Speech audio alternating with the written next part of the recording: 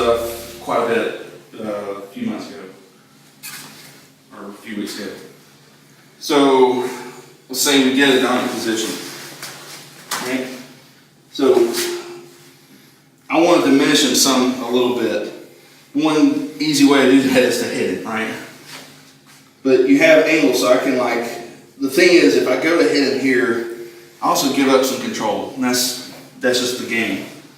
So maybe I pull and run him into a fist, or I run him into an elbow, or I run him into an elbow, or here. And then I want to reestablish that control, right? So,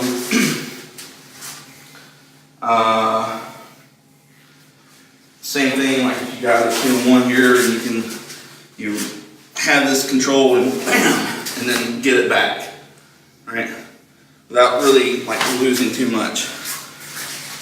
So, very carefully, very slowly, find different positions. Okay, maybe I'm here. What options do I have? Okay, maybe I get a little bit of distance and headbutt him. Just also why I would have this in here,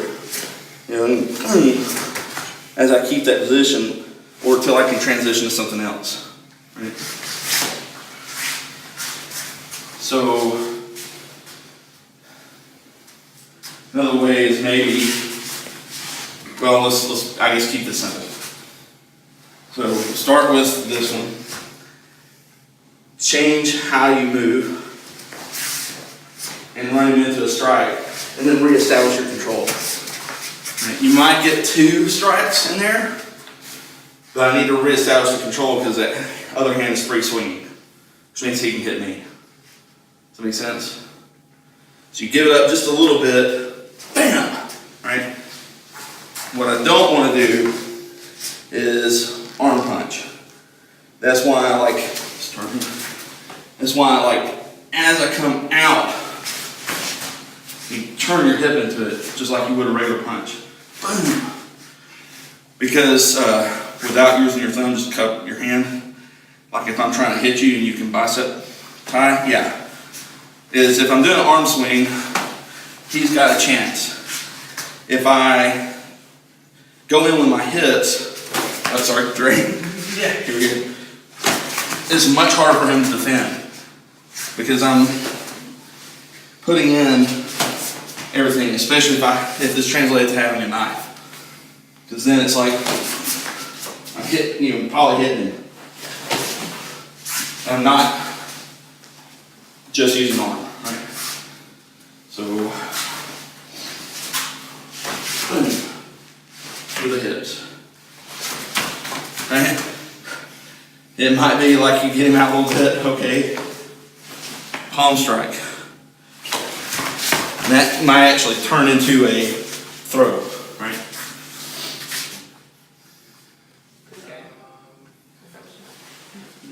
Okay, so double. Well, here this is really tough because I do need my arms. You might have your head, so if you do it, you the thing with a headbutt, you don't want to bring your head back because he'll feel it, right? So maybe there's a little space and you just jet forward to create a little bit of shock and start manipulating his body. What you might do from here is take, you're here, get control of this, push it back, and get double on that hand. Now this hand is free. And you still move your hip. This is nice because you can get 2 or 3 shots before he gets free, right? So, say I'm in here, get control here. Now I'm free. This hand is free to strike, or if I had a weapon, I could pull my weapon and attack that way. Or could even pull my gun, shoot, right? That's very skill specific though, so you don't shoot through your own hand. Okay, try that a couple times. Yeah, so almost like if you And this is okay. Slide it under here. So much more secure. He can't get away from that. All he's got to do is, especially if he didn't have this gi on, and it was summer, and he's sweaty, he just may slip out. Like you have me in this position. Yeah, so don't. Yeah. Where you're just holding here. But you get the other one. Yeah, this is going to take some effort to get out, right? So you hold, grab, this hand stays on the hips, push it through, hook it, cinch it, make sure it's secure, then you can let go and start striking. That's my fist coming into you. Apply.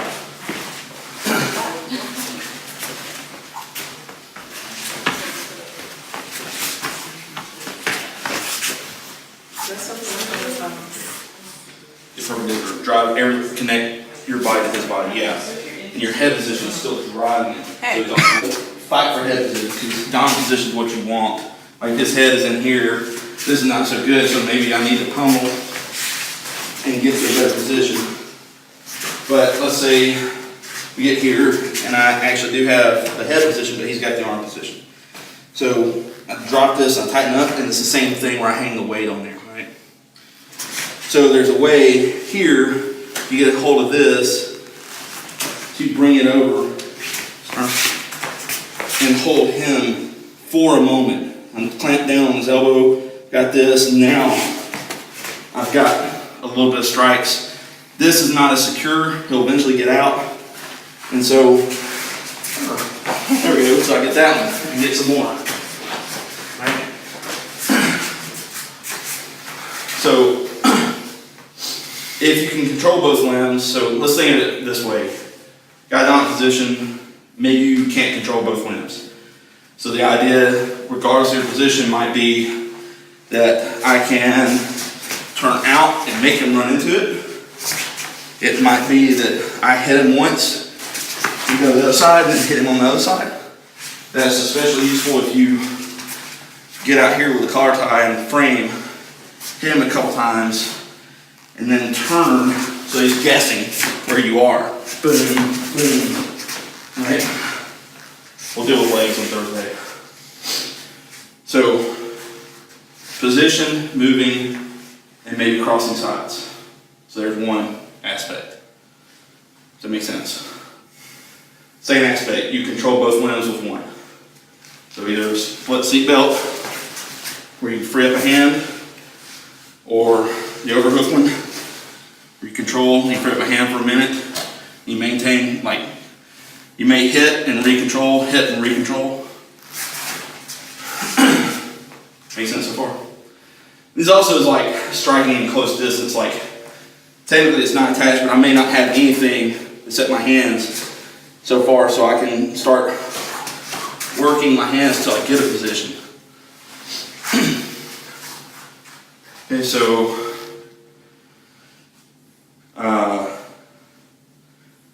movement with either angling, dropping level, or both, and then pulling him into a strike, and then maybe switching sides, doing the same thing. Play with that. Well, let's just play with that for now. So, kind of taking a step back and play with different positions, especially the underhook and the collar tie stuff. You can really switch sides easily there. It's the same thing we did on the ground. The first thing is your position. You know, your kamae is the first bit. Then whatever that position is allows certain techniques, certain waza.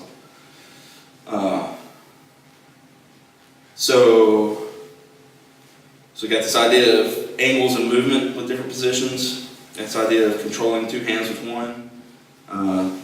Control, strike, control, because you don't want him to get too free. Also, you can use your strikes to set up transitions. So you hit him one way, and then you do like a duck under or arm drag and get to a different position. So you can basically get behind him, right? Which, in one sense, really is a way of escaping, but it also puts you in a better position to keep fighting. You have the choice of either breaking contact, getting away, or getting some distance to maybe pull a weapon. Because the other thing too, you have to think about this being in a weapons-based environment. Maybe you got this split seatbelt because you had a knife in that hand, you're controlling that, you hit him a little bit, get behind him, get him off contact, pull your gun, and shoot that way. So strike, control, strike, striking to set up transitions, and then also strikes to set up takedowns, which we'll get into takedowns in a few weeks. But just so you know, like, you can do something to soften them up or gain a position and get a takedown or throw. So, what I would recommend is like try to keep these concepts in as simple to yourself as possible, so you're not like too overloaded with information. And if you think about it that way, in my opinion, or at least the way my brain works, I compartmentalize it a little bit. So I'm not having to think about extraneous stuff in a certain position, because I know certain things are more reliable than other things. So that being said, we'll play a little bit more with this so you can actually get some striking in. Say I'm here and he's got good positions, he's got in there, good. And let's say he wants to practice circling out and then coming back in with a strike. So he can circle out, and then I can hold the strike for him. So you can throw an uppercut, or same thing here, and I can like have a hook maybe. So you can just get a little bit of practice, and you still patty kick this. This is a little bit more difficult, especially this one, be careful. So you're trying to patty kick a little bit. And you can also do it with an elbow, right? Or an elbow. Be careful on that one too, because it's right there. These are not the best pads. And then maybe he switches to go to the other side. He maybe crosses over. Okay. And he can sling me, he can circle and hit. I can throw it, keep it the same, or I can change it. But make sure this is tight to you, and you're using a good solid frame here. Go ahead. So he doesn't like come up and hit me. So you can get a little bit of practice that way. He might get, the thing is, you'll have to fake it if you do like the behind, where you control the one arm with two. Or he can do that, maybe he does that, but he has to give me this hand to do the strikes, right? Just try the circling out, and also try it with like the collar grip. The collar tie, so one time. Do it with the collar tie. Collar tie. Yeah. So maybe he slings out. Yeah, get a couple in there. Or I can do it this way if I want to support myself. And then you move to the other side. And keep going. Turn my head away just in case. That way you get a little practice of timing it. One thing to be careful about.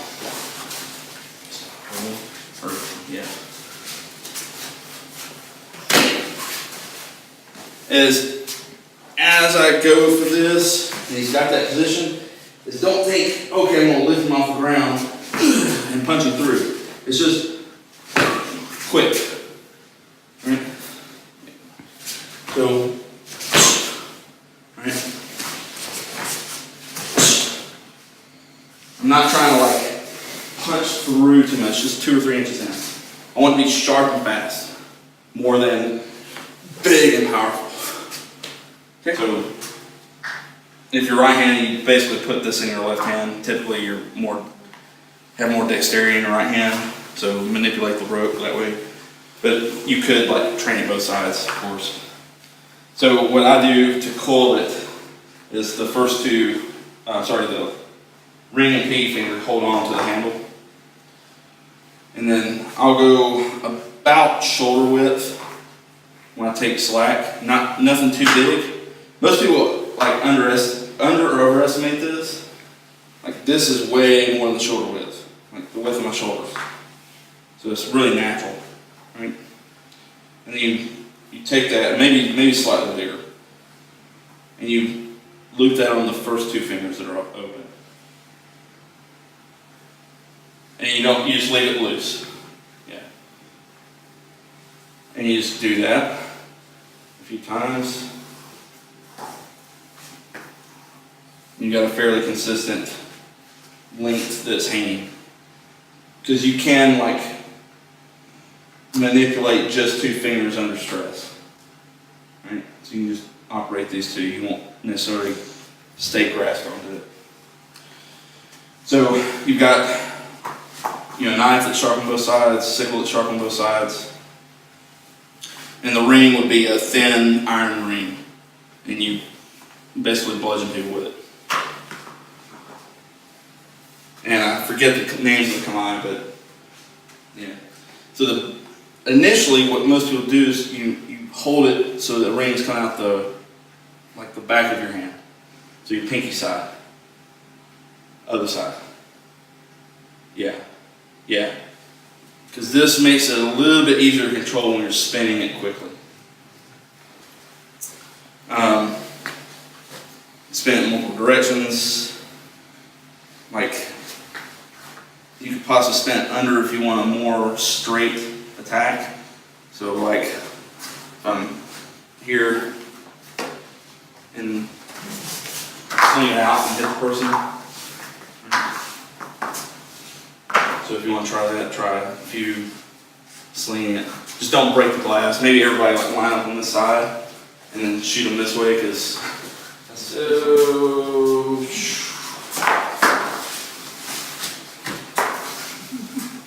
Say you throw it, he catches it. First bit, just hold it, out. It's kind of like, this is like first training drill. You wouldn't actually do it this way. So you want to throw it in such a way that it catches his wrist. So let me try this. Man, that's heavy. So after you throw it, he catches it, and there's a cog with this that we'll deal with later. But yeah, just having this is just to learn how to throw the loop. So you switch to the forward grip. And you catch. So, first bit is you get it to sway out.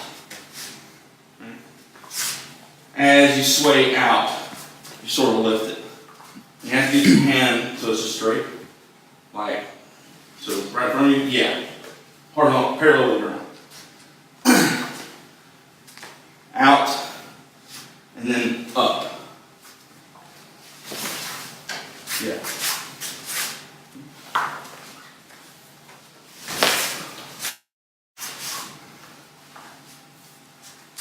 Out and up. Okay. Try that a few times.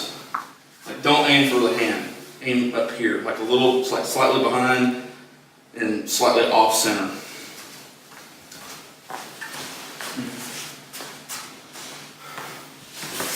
And then it'll loop. Then once it's on, the thing is don't pull it too soon.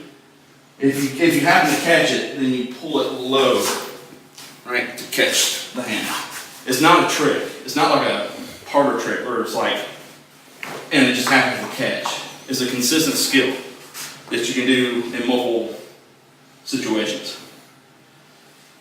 So, like when I started training, we still had quartered phones at home. And like 10-foot long spindly cords from the telephone. Who here has used a rotary phone before? Just curiosity. Yeah? No, never? No. Okay. My grandmother had one that had a really long overstretched cord. So anyway, the thought was, oh, you got home veg or something, and you throw like a receiver at them maybe to catch it, and then you. But that's a ridiculous example. You would probably never do that. Now let's take it and like strangle the guy. But this is also basically the same body motion for throwing bow shuriken. Or if you picked up a rock and wanted to hit them in the face, you still have to have this skill of throwing, right? So, step, lift, big motion with the hand, big lazy loop, and then aim at that spot, slightly off, slightly low, and slightly back. You start consistently getting it.